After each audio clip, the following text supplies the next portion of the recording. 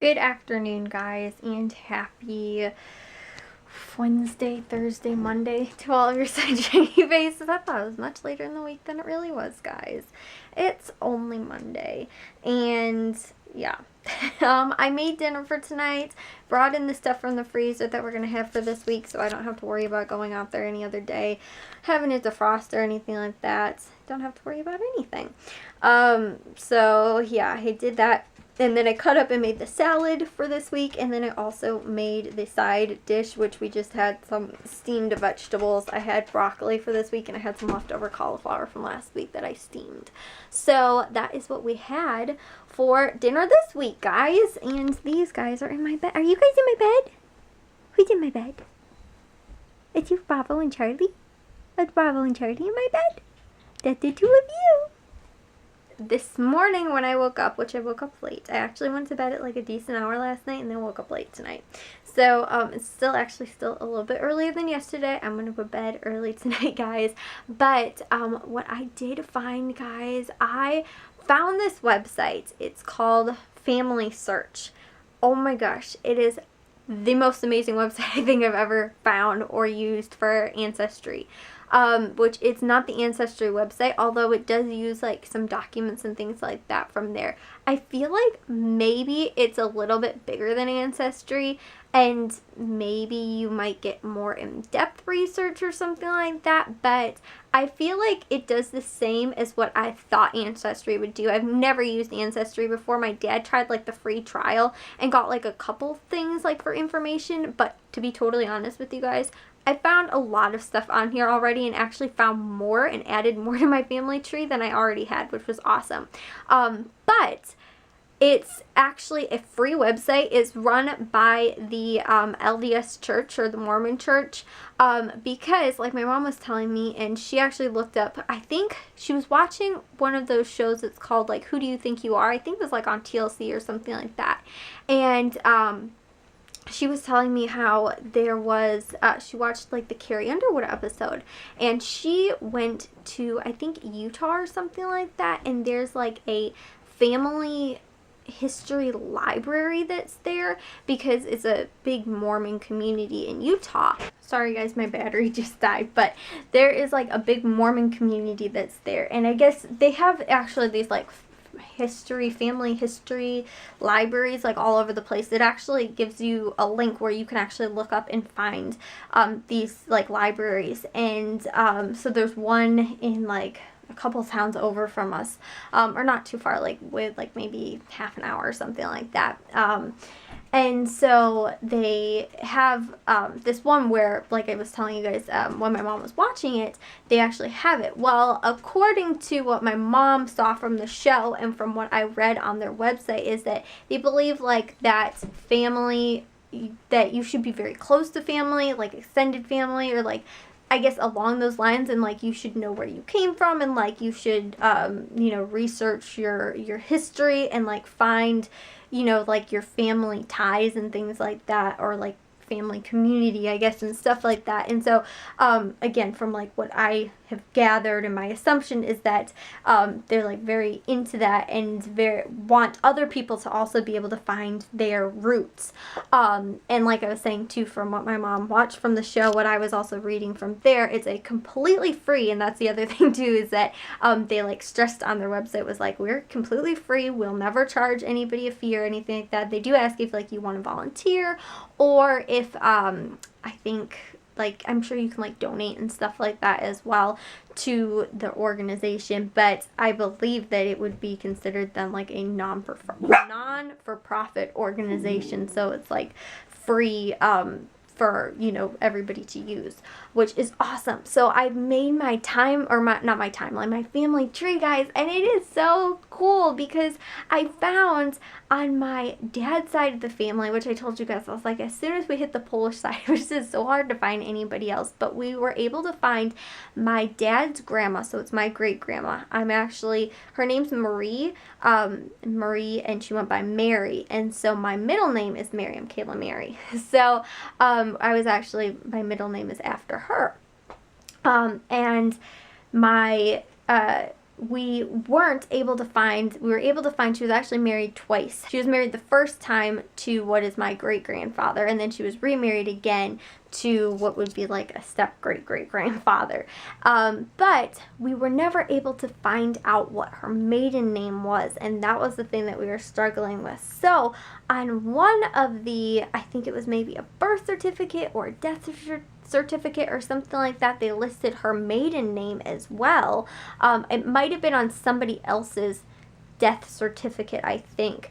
We were able to find her maiden name, which actually, it was Wall, but it was, one way it said it was spelled W-A-L-L, and the other was spelled W-A-L, which I found more as W-A-L, so it might have just been like a discrepancy. Sometimes too, it's weird. I found one, on the one of the documents, because again, it's like all cursive and sometimes it's hard to read, but I found what was my other would be my great-grandfather's mother, who we already knew her name, her first and last name, and they completely butchered it. It was completely screwed up. It was Elvina, and it was spelled like Albina or something. That was really bizarre, but it was because you couldn't really make it out, and I actually saw the document. It's very hard to make out, but underneath that I saw her son, which was my great-grandpa, and then his brother, so I knew that that was her, but it was spelled, they spelled her first name, butchered it, and her last name too was completely butchered, which was only 4 letters, but again,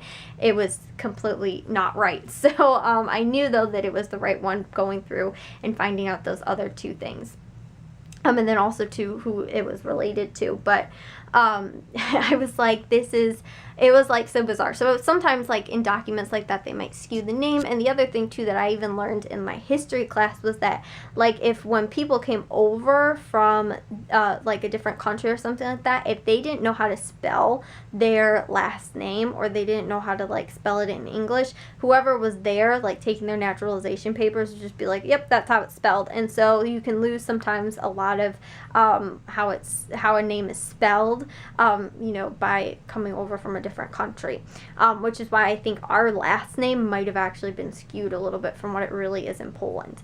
And then also too, like I told you guys, on my great grandma's mom's maiden name was O'Connors. I think O'Connor or O'Connors or O'Connor, something like that.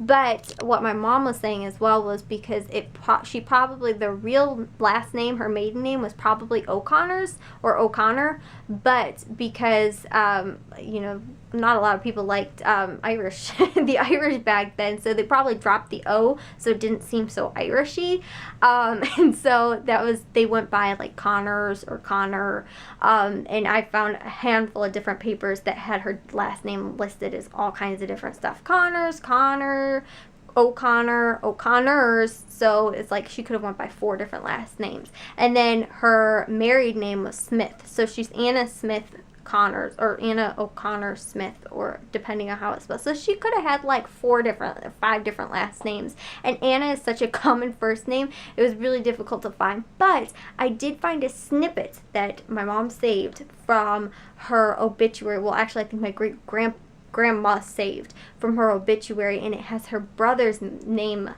listed on there, which I couldn't find. After her, I can't find anything else because, like I said, it's so common. His name's John. Go figure. It's another really, you know, common name. So Connor, or John Connors, Connor, is again super common name, so I wasn't really able to find anything else. But now that I have that, I could possibly try and look up a little bit more, and I do have like her birthday and her death date, so I could look up more through that. But I'm telling you guys, I found a bunch more information, and I love it because I can keep everything all in one place. And because I was keeping it just like on a what's it called, a Keynote, which is like PowerPoints for Mac, and it was difficult because I'd start getting confused. I was like, wait, who is this person? Are they related to that person? Are they not related? Whereas you can just do it like a family tree, and it lays it all out very nice and neat for you. So if you guys are into like family history stuff, like I said, I only just started it today, but they didn't ask for credit card information. They didn't,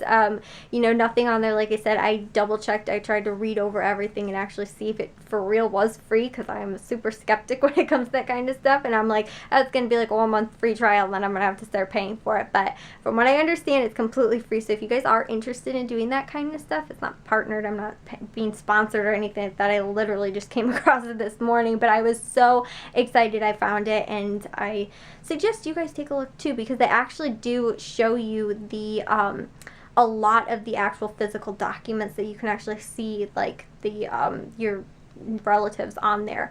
And then also too, they have like a couple partner sites, which is, I think I told you guys too, it's like findagrave.com or something like that, where they have grave like tombstones, and they'll show you the picture sometime of the tombstone. Sometimes they won't, but they'll have the person listed along with their, if it does have a death date and a birth date on there, along with like a sibling or something like that. Or what they can figure out, I think as well, like with us, we have like owned like a bunch of plots in this one cemetery. So if it's owned by that family, you could figure like, okay, all these people are somehow related if they're all buried in plots owned by the, by the family or whatever.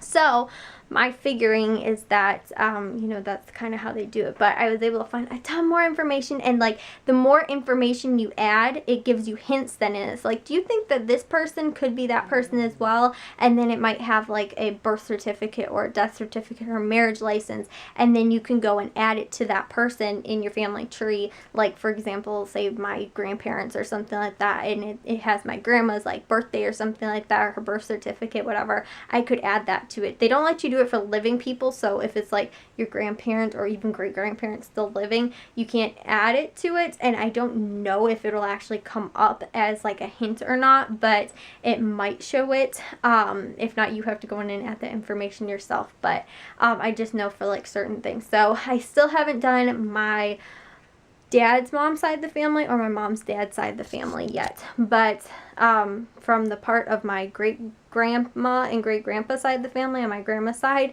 I've been able to go back pretty far, and I'm still trying to search. And like I said, it gives me more information, which is awesome. And then I have to try and deduce, okay, is this really a person that is related? Was this really their death certificate or marriage certificate or something like that? And so I can figure it out based on that. And also to give you like, well, based on the timeline, instead of you having to try and figure out like, okay, could this person have really had this kid in this time frame or something like that, it pretty much does all that for you. So I don't have to do the extra thinking of like, okay, now bust out the calculator, how old would they be, does that make sense, could it be that person, okay, maybe that person's related to, and then try and find more information on that person. So it's actually pretty easy. Like I said, guys, I am super, super excited about it. And I honestly didn't even get through adding like half the information today. And I was bouncing around too. Like I did a little of my dad's side of the family, a little bit of my grandma's side. I should have just like completely tried to go back like as far as I could on one side first. But I was just trying to add as much information as possible and see what it would give me. Because I love it when I get the little blue notification. It's like, this person might be related to you. And I'm like, oh, let me see. So, and it's so much fun to stink and add this stuff in there, honestly, guys. It's like my new favorite game. But it's so cool, though, because then you do get to know, like, okay, like, who came over, like, how old were they, like, where'd they come from, blah, blah, blah, all that kind of stuff.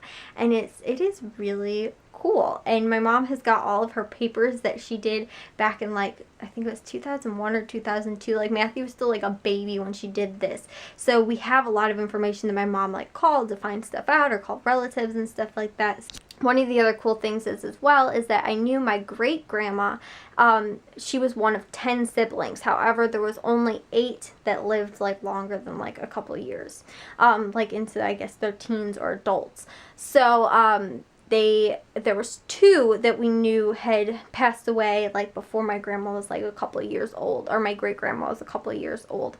And I was actually able to find their birth certificates and found out their names, which was so cool because I don't know if any other relatives actually knew what their names was except for my great aunt who had just passed away this past like December or November. I was able to find out their name, which I actually thought was pretty cool. And I don't even know, because she was actually the youngest of the 10, so I don't know if she would have even known what their names were. But I was able to find those birth certificates and found out that it was one girl and one boy.